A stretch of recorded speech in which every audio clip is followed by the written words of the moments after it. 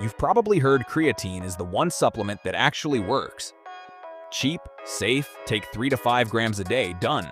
But you've also probably seen the other videos, the ones warning about kidney damage, hair loss, gummies that might not even contain the stuff. So which is it? Is this the most trustworthy supplement on the shelf, or is something being hidden from you? Here's the honest answer. Neither side is telling you the whole story.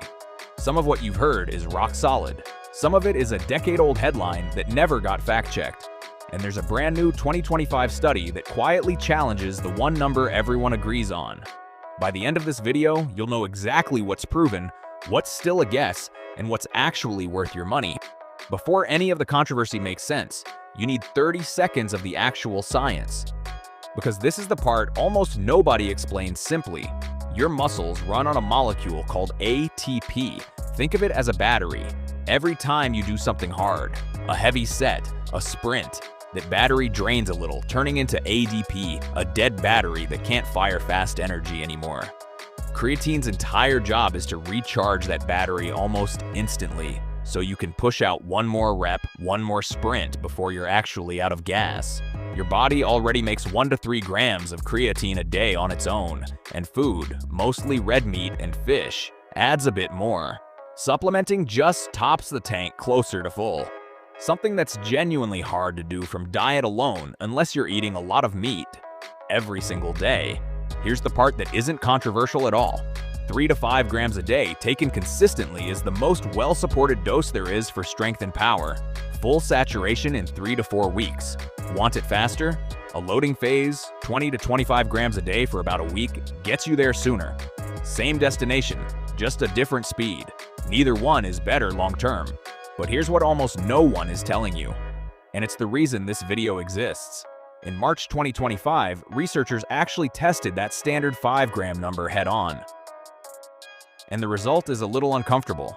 They took 63 people, split them into a creatine group and a no-supplement group, and put both through 12 weeks of real resistance training.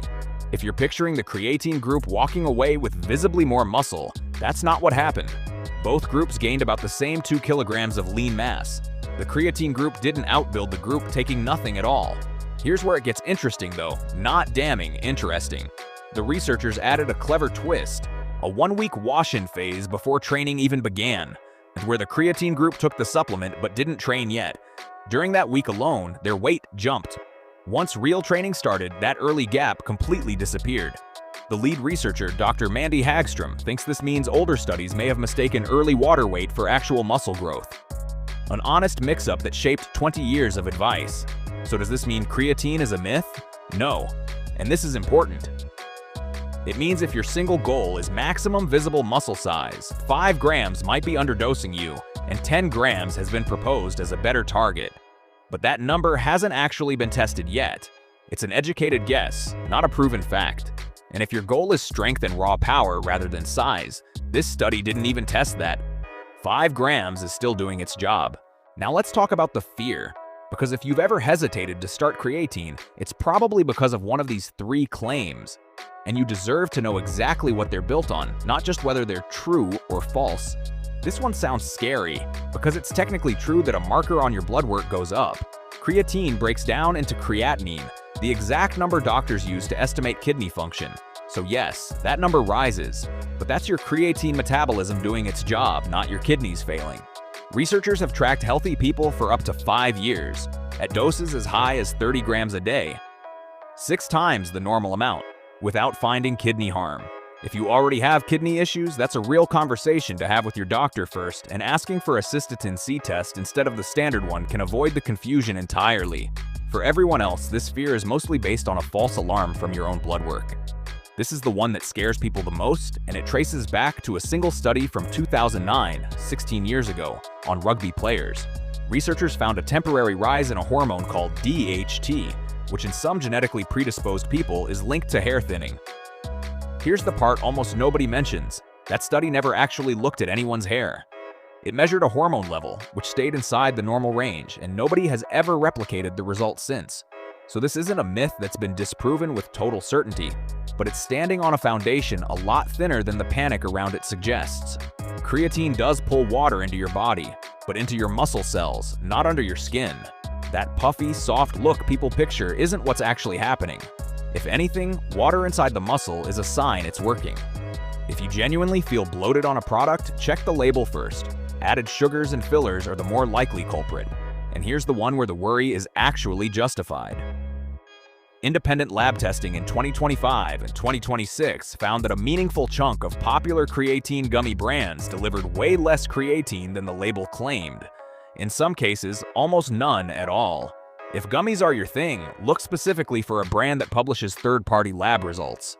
Otherwise, plain powder is the safer bet. And it's cheaper too. Now for the part of creatine research that's honestly kind of exciting. Creatine's reputation used to start and end at the gym. That's changing fast. But this is exactly where you need to keep your skepticism turned on, because the claims are outrunning the evidence in a few places. Researchers, mostly out of Dr. Darren Kando's lab, have found that 8 to 12 grams a day, paired with resistance training, may help protect bone density in postmenopausal women, a population that badly needs more options here. It's genuinely promising. It's also a newer, smaller pile of evidence than the strength research. Years of data, not decades. Ever pulled an all-nighter and felt like your brain was wading through fog? Studies using a single 20-gram dose found real improvements on demanding mental tests in people who were sleep-deprived. That part is fairly well documented. What's much shakier is the idea that your normal, well-rested brain needs creatine every day. Most of the measured benefit shows up specifically when you're running on empty, not on an average Tuesday.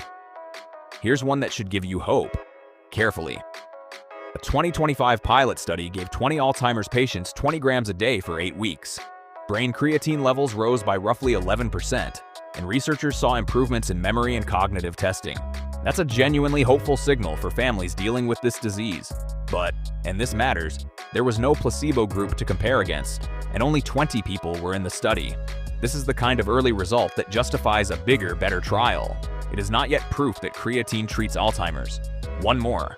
A small trial found that adding 5 grams of creatine to antidepressant treatment helped some women respond faster and more completely. One small trial, encouraging enough to study further, not enough to call it settled. So here's the honest scorecard. For muscle and strength, creatine's evidence is about as strong as supplement science gets. This isn't a gray area. For bone health, brain fog, and mood, it's genuinely exciting territory that deserves attention. Just not the same level of certainty. Any video or any label that talks about those newer benefits like they're a sure thing is getting ahead of what the research actually shows. So, after all that, what do you actually do?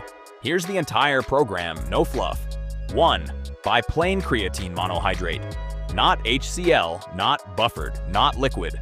Nothing has ever consistently beaten it, no matter what the fancier label claims. 2. Look for Creaper or NSF certified for sport on the label. This one detail is the difference between getting what you paid for and getting a gummy that's basically flavored gelatin. 3. Take 3 to 5 grams every single day for as long as you want the benefits. Loading is optional. It just gets you there faster, not further. 4. Take it with a meal when it's convenient. Small upside, no downside. 5. Drink a little more water than usual. Creatine pulls water into your muscles. That's a feature, not a problem. 6. If you have any kidney condition, or you're thinking about this for a teenager, have an actual doctor in the loop first. Everything reassuring in this video is about healthy adults. That safety data doesn't automatically carry over to every situation. That's it. That's the whole thing everyone's been overcomplicating.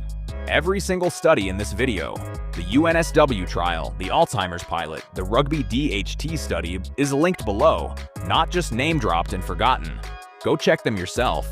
That's kind of the whole point.